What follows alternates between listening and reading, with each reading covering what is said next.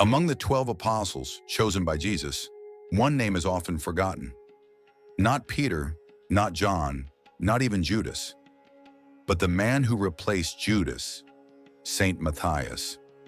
His story is one of faith, mystery, and quiet devotion.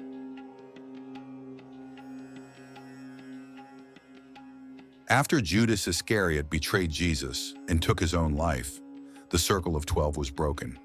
The apostles, guided by Scripture, knew they had to fill the void.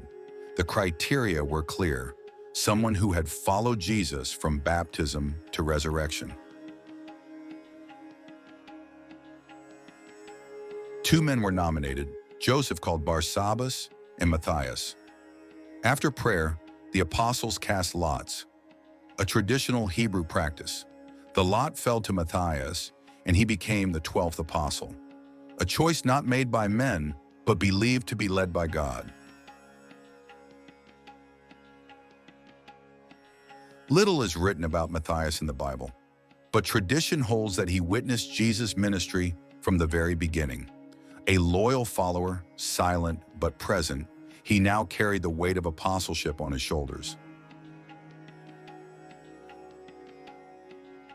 Some traditions claim Matthias traveled to Cappadocia in the regions around the Caspian Sea. Others say he brought the gospel to Armenia, becoming one of the first to plant the seeds of Christianity in the East. Like many apostles, Matthias faced persecution. Some accounts say he was stoned and then beheaded in Jerusalem. His martyrdom, though less known, was no less noble. Saint Matthias's remains are said to rest in the Benedictine Abbey in Trier, Germany, or possibly beneath the Matthias Church in Budapest. Though few know his story, his legacy lives on in churches and in the continuation of the apostolic mission. Saint Matthias is the patron saint of alcoholics, carpenters, and tailors. His symbol is the axe, a reminder of his martyrdom. But more than that, he is a symbol of grace, chosen not by man's merit, but by divine calling.